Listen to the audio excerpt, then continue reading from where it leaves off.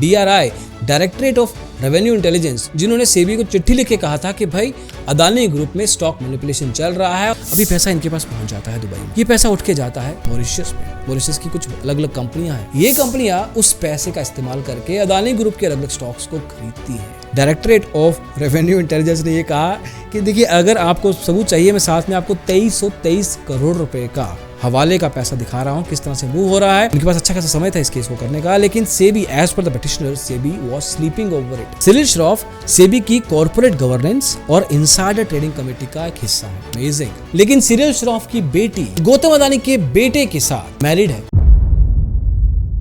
तो दोस्तों Adani Hindenburg case के बारे में सब जानते हैं। किस तरीके से जनवरी 2023 को एक रिपोर्ट आती है जो कहती है कि अदानी ग्रुप अपने ही स्टॉक को मैनिपुलेट करता है और उस चक्कर में अदानी ग्रुप के सभी कंपनीज की स्टॉक्स की वॉट लग जाती है। आज की तारीख में भी रिकवरी चल रही है। देखिए एक केस है जिसमें इन्वेस्टर्स का नुकसान हुआ है, लेकिन इसमें अब सेबी का नाम आ रहा है। 2014 में एज पर द पेटिशनर, जिन्होंने अडानी हिंडनबर्ग केस की तरफ तफ्तीश उठवाई है सुप्रीम कोर्ट में, उनके अनुसार ये बात 2014 में सेबी को बता दी गई थी सरकारी एक एजेंसी के द्वारा, DRI directorate of revenue intelligence, जो कि एक इंटेलिजेंस एजेंसी है, जिन्होंने सेबी को चिट्ठी लिख के कहा था कि भाई आपको कुछ करना चाहिए। लेकिन एज पर देम सेबी ने कुछ किया नहीं। उस समय सेबी के चेयरपर्सन थे मिस्टर UK सिन्हा, जो कि 2017 में जाके रिटायर हुए। आज की तारीख में वो NDTV में non executive independent director chairperson है। अब NDTV सब जानते हैं कि अदानी ग्रुप का ही एक हिस्सा है, जो कि 2022 में खरीद दिया गया था। अब इस पर्टिकुलर वीडियो में ये जानने की कोशिश करेंगे कि इस केस की हिस्ट्री क्या है, क्या चल रहा है अडानी हिंडनबर्ग में आज की तारीख में, और उसमें सेबी को घसीटा क्यों जा रहा है, सेबी का रोल क्या रहा है हिस्टोरिकली, क्या सवाल हैं, क्या एलिगेशंस हैं, ये सब कुछ जानने की कोशिश करते हैं। Let's get started. Regulator SEBI has submitted a status report of the Adani probe in the Supreme Court on its investigation into the Adani Group allegations. The Supreme Court has asked market regulator SEBI. Remember both petitioners that demanded an investigation. देखिए सबसे पहले Adani Hindenburg थोड़ा समझते हैं कि ये case हुआ, stock price गिरा, लोगों का नुकसान हुआ, आज भी लोग नुकसान में हैं।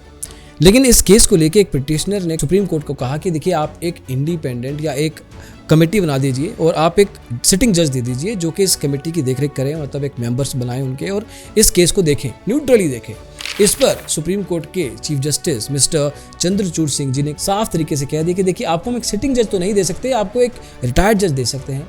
एक कमेटी बनेगी और वो इस केस की देखरेख करेगी। इस पे एक छोटी सी बात ये निकल के आती है कि सेंट्रल गवर्नमेंट की तरफ से सॉलिसिटर जनरल, जो कि एक केस लड़ रहे थे ये वाला पिटीशन के खिलाफ, सेंट्रल गवर्नमेंट ने कहा कि देखिए ये एक एनवलप है, इसमें कुछ नाम है, इनको आप कमेटी का हिस्सा बना लीजिए, मतलब एक तरह से रिकमेंडेशन दिया। लेकिन इस पे सुप्रीम कोर्ट के जजेस ने और चीफ जस्टिस ने कहा कि देखिए हम ऐसा बंद एनवलप नहीं ले सकते इस केस में, क्योंकि लोगों को लगेगा कि आपने, सेंट्रल गवर्नमेंट ने हमें एक चिट्ठी दे दी, उसमें नाम दे दिए। अब this is partiality against the other party, जो पिटिशनर है, या लोगों को भी यही लगेगा कि सेंट्रल गवर्नमेंट की तरफ से ही कमेटी बना दी गई है। तो सुप्रीम कोर्ट आपको क्लियरली कहता है कि अगर आपको ओपनली बताना है अपना रैशनल दे दीजिए, लेकिन आपका बंद लिफाफा हम नहीं ले सकते, नहीं तो हम अपनी तरफ से कमेटी बना देते हैं।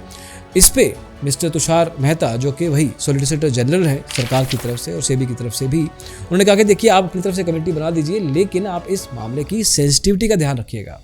इसके ऊपर सुप्रीम कोर्ट ने फिर से जवाब दिया, कहा कि देखिए अभी आपके इस पिटीशन में लिखा गया है कि अदानी ग्रुप के शेयर्स पे कुछ खास फर्क नहीं पड़ेगा इस केस को लेके, और अगर पड़ता भी है तो स्टॉक मार्केट को कुछ खास फर्क नहीं पड़ेगा, और स्टॉक मार्केट को भी फर्क पड़ता है अगर, तो हमें सुप्रीम कोर्ट को कुछ खास फर्क नहीं पड़ेगा, तो वी विल गो इंडिपेंडेंट। और इसके ऊपर CGI chief justice of India Chandrachud Singh ji, justice JB Pardiwala ji और PS नरसिम्हा जी ने क्लियरली कह दिया कि हम will go ahead and create a committee for you, और कमेटी बना भी दी गई। यहाँ पे एक रिटायर्ड जज थे अभय मनोहर सापरे जी, उनके अलावा mister KV Kamat, OP Bhatt, Infosys के को-फाउंडर नंदन नीलेंकानी, सोमशेखर सुदर्शन और रिटायर्ड जज JP देवधर जी शामिल थे। इसके ऊपर सुप्रीम कोर्ट की तरफ से सेबी को क्लियरली कहा गया कि देखिए आप 2 महीने ले लीजिए, 2 महीने में हमें आपसे आंसर चाहिए कि ये पूरा का पूरा मामला क्या है। सेबी के बहुत सारे रूल बनाए गए हैं, वो रूल क्या वायलेट किए गए हैं किसी भी एंगल से, चाहे वो कंपनी की ओनरशिप को लेके हो, शेयर प्राइस को लेके मैनिपुलेशन का बात हो, या कुछ भी ऐसी चीज। 2 महीने आपके पास, हमें फुल फ्लेज रिपोर्ट चाहिए। 2 महीने बीत गए। मई 2023 में कमेटी ने कहा कि देखिए सेबी अभी तक अच्छे से क्लैरिटी नहीं दे पाया है, सुप्रीम कोर्ट में ये बात हो रही है। सेबी ने कहा कि देखिए समय लगेगा, बहुत कुछ है यहाँ पे हम कह रहे हैं कि फॉरेन कंट्रीज, बाहर के देशों के रेगुलेटर से बात करनी पड़ रही है, बैंकों से बात करनी पड़ रही है, कंपनी से बात करनी पड़ रही है। This takes a lot of time and effort, and इसमें समय जाता है क्योंकि वेरीफाई भी करना है इंफॉर्मेशन और डेटा को, और इसके लिए हमें अभी समय और लगेगा, कम से कम हमें 6 महीने और लगेंगे ताकि हम एक अनबायस्ड रिपोर्ट आपको दे सके। लेकिन फाइनली सुप्रीम कोर्ट ने 3 महीने का समय दे दिया। 3 महीने भी बीत गए। 14 अगस्त का समय आया 2023 का। इस पर सेबी ने कहा कि देखिए हमें 15 दिन और लगेंगे। 24 में से 22 ट्रांजैक्शन हमने चेक कर ली, कहाँ से क्या पैसा मूवमेंट हो रहा है, ऑलमोस्ट पूरी है रिपोर्ट। आप हमें 15 दिन का एक्सटेंशन दे दीजिए, वो भी मिल गया। और उसके बाद 28-29 अगस्त को ये जो सेबी की रिपोर्ट थी सुप्रीम कोर्ट में फाइनली सबमिट कर दी गई। जब रिपोर्ट सबमिट की सेबी ने, तो उन्होंने साथ में ये भी कहा कि देखिए एफपीआई की जो भी वायलेशन होती है, पर वायलेशन हम 1 करोड़ रुपया फाइन लेते हैं, वो भी दिया जाएगा। और साथ में एक चीज सामने और आ रही है, वो ये है कि किसी भी भारतीय लिस्टेड कंपनी में बाहर की कोई कंपनी ज़्यादा से ज़्यादा 10% स्टेक रख सकती है। अगर 100 रुपए की कंपनी है तो 10 रुपए की कंपनी की वैल्यू रख सकते हैं, लाख है तो 10,000 एंड ऑल दैट। लेकिन इस केस में अदानी की कुछ कंपनीज में वो परसेंटेज जो है ना 10% वो क्रॉस हुआ है। देखिए अब यहाँ पे कुछ ना कुछ सेबी ने कहा कि कुछ ना कुछ एक्सेप्टेंस आई सेबी की तरफ से, जी हाँ है कुछ। लेकिन मैं आपको लेकर चलता हूँ अभी थोड़ा सा फ्लैशबैक में, वो डीआरआई वाली बात। 2014 में क्या हुआ था? 2014 में ना एक चिट्ठी आई थी डायरेक्टरेट ऑफ रेवेन्यू इंटेलिजेंस में, बार बार बता रहा हूँ आपको याद रहे, क्योंकि एक इंटेलिजेंस एजेंसी है, ये बनाई गई थी अगेन 1957 में ही। इसका काम क्या था? इंटेलिजेंस एजेंसी है रादर, इसका काम क्या था? भारत की नेशनल और इकोनॉमिक सिक्योरिटी को मद्देनजर रखते हुए, मतलब कोई fire arms, fake Indian currency notes, कोई gold, narcotics, antiques, wildlife, environment products का कुछ भी तरीके से इधर उधर हो रहा है, उस पर ध्यान देना। इसके अलावा 3 चीज़ों पे ध्यान और देना था इनको। ये 3 चीज़ें बहुत इंपॉर्टेंट है दोस्तों। पहला है एकदम से ब्लैक मनी बढ़ जाना सिस्टम में।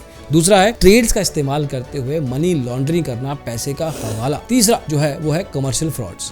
अब ये तीनों की तीनों बातें बहुत इंपॉर्टेंट है, क्योंकि ये तीनों की तीनों बातें इस केस को कहीं ना कहीं जोड़ती हैं। अभी जो पिटीशन चल रहा है ना, उस पे अनामिका जायसवाल करके हैं, उन्होंने कहा कि देखिए डीआरआई ने 31 जनवरी 2014 को एक चिट्ठी लिखी थी। उसमें देखिए साफ साफ लिखा था कि हमारे गौतम अदानी जी हैं जो इंडिया से काम करते हैं, इनके एक बड़े भाई हैं विनोद अदानी जो कि दुबई से काम करते हैं। इनको मशीनरी इंपोर्ट करनी होती है गौतम अदानी को, तो क्या करते हैं ये दुबई में अपने ही भाई को ऑर्डर देते हैं एक कंपनी में, उनकी एक कंपनी है, और जितने की वैल्यू है ऑर्डर की उसका कम से कम 4, 5, 8 गुना वो इनवॉइस देते हैं इनको।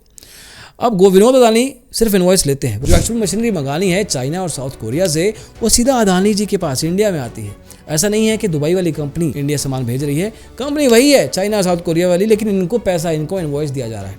अभी पैसा इनके पास पहुंच जाता है दुबई में, ये पैसा उठ के जाता है मॉरिशस में। मॉरिशस की कुछ अलग अलग कंपनियां हैं जो कि एफपीआईज बनती हैं आगे चल के। ये कंपनियां उस पैसे का इस्तेमाल करके अदानी ग्रुप के अलग अलग स्टॉक्स को खरीदती हैं। जब खरीदा जाता है ना स्टॉक, बार बार खरीदता है ना कोई एफपीआई, अरे बाहर के लोगों ने पैसा लगाया है, जी हाँ, वो बाहर के लोग जब पैसा लगाते हैं तो हमारे रिटेल ट्रेडर कहते हैं अरे यार बाहर के बंदे ने लगाया तो सोच के लगाया होगा ना, तो हम भी लगा देते। तो जब ये हम वाले लगाते हैं ना तो स्टॉक प्राइस बढ़ता है। जब पैसा ज्यादा होता है ना स्टॉक में तो उसकी वैल्यू बढ़ती है, डिमांड बढ़ती है, तो प्राइस बढ़ता है। तो इस केस में भी एग्जैक्टली ऐसा हो रहा था, प्राइस बढ़ रहा था। Artificial manipulation, PFUTP, prohibition of fraudulent and unfair trading practices. इसके अलावा स्टॉक का पंपिंग भी किया जा रहा है। This is what the case was, और ये साफ साफ बताया गया था। करीब 7,000, मतलब देयर आर डॉक्यूमेंट्स, जो चिट्ठी है उसमें बताया गया है मूवमेंट। लेकिन डायरेक्टरेट ऑफ रेवेन्यू इंटेलिजेंस ने ये कहा कि देखिए अगर आपको सबूत चाहिए, मैं साथ में आपको 2323 करोड़ रुपए का हवाले का पैसा दिखा रहा हूँ, किस तरह से मूव हो रहा है, सिफरिंग हो रही है पैसे की। और अगर आपको ज़्यादा पैसे चाहिए, ज़्यादा सबूत चाहिए रादर, तो वो सबूत आप हमारा एड्रेस है, ये लिख लीजिए, नीचे एड्रेस लिखा हुआ है, बंदे का नाम लिखा हुआ है, इनसे आके बात कीजिए। ये चिट्ठी सेबी के पास पहुंची थी 2014 में। उस समय यूके सिन्हा जी इनके चेयरपर्सन थे। 2017 में ये रिटायर हुए थे। उनके पास अच्छा खासा समय था इस केस को करने का, लेकिन SEBI as per the petitioner SEBI was sleeping over it. इन्होंने कुछ स्टेप तो क्या उठाना था, ये चुप ही कर गए। उन्होंने कहा कि कोई बात नहीं, we will see what we can do. In fact there is another channel जहाँ पे डीआरआई को खुद भी लड़ना पड़ा ये केस, ये भी एक अलग मुद्दा है। लेकिन सेबी के जो चेयरपर्सन थे उन्होंने कुछ नहीं किया। This happened from 2014 till 2017।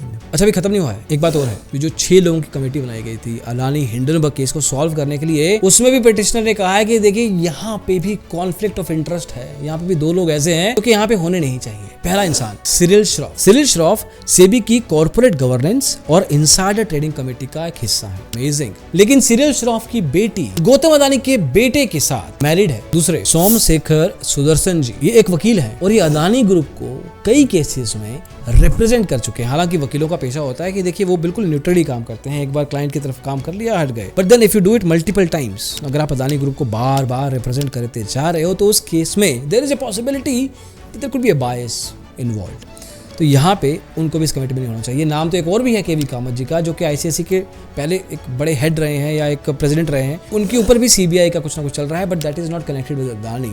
उनका एक नाम है जो थोड़ा सा गलत रीजंस के साथ फेमस है। डीआरआई ने सेबी को चिट्ठियों में क्या प्रॉब्लम हो रही है वो भी बताई थी। एक सीडी, उस समय सीडी चलती थी दोस्तों, आजकल तो पता नहीं ब्लूटूथ है and everything, internet is there, internet तभी था, लेकिन एक सीडी दी गई थी साथ में जहाँ पे पूरा का पूरा ब्यौरा था, एक्सेल शीट्स थे and everything was there. SEBI did nothing. Why SEBI why? DRI एक adjudicating officer mister KVS Singh के पास गए थे, उन्होंने इस केस को देखते ही मना कर दिया कि यहाँ पे कुछ नहीं है। इसके बाद जैसे हमारे सेबी के बाद सैट होता है ना स्टॉक मार्केट में, वैसे ही वहाँ पे सीएसई सैट था, उन्होंने भी मना कर दिया कि आपके फैक्ट्स और डेटा और डॉक्यूमेंट्स नहीं मिल रहे हैं। उस पर सुप्रीम कोर्ट ने भी सेम चीज़ करके इनकी जो बातें थी वो खारिज कर दी। खैर, DRI was not able to do what they wanted to do, but then SEBI also could not do. तो इस पर एक्चुअली बात यह है कि मना नहीं किया गया है, इन्वेस्टिगेशन नहीं हुई है, कुछ चेक ही नहीं किया गया था। This is what the petitioner is saying. I don't know कि अभी आगे चल के क्या होता है, अभी ये केस चलेगा दोस्तों, अभी अक्टूबर में भी एक हियरिंग है, but this is something going on and I hope and I wish and I am pretty sure SEBI is gonna come clean on this. दोस्तों, ये जो भी चल रहा है अभी, this is what it is. इसके आगे भी कुछ ना कुछ अगर होता है, वो will come back and see and tell you. जाके ये भी चेक कीजिए, ये सारे के सारे फैक्ट्स वैलिडेट कीजिए जो भी बातें हो रही हैं। कमेंट्स में जरूर बताइएगा कि आपको क्या लगता है इस चीज़ को लेके। अभी के लिए इतना ही, अगले वीडियो में जल्दी मिलेंगे। इसको देखने के लिए बहुत बहुत शुक्रिया। Thank you so much, bye.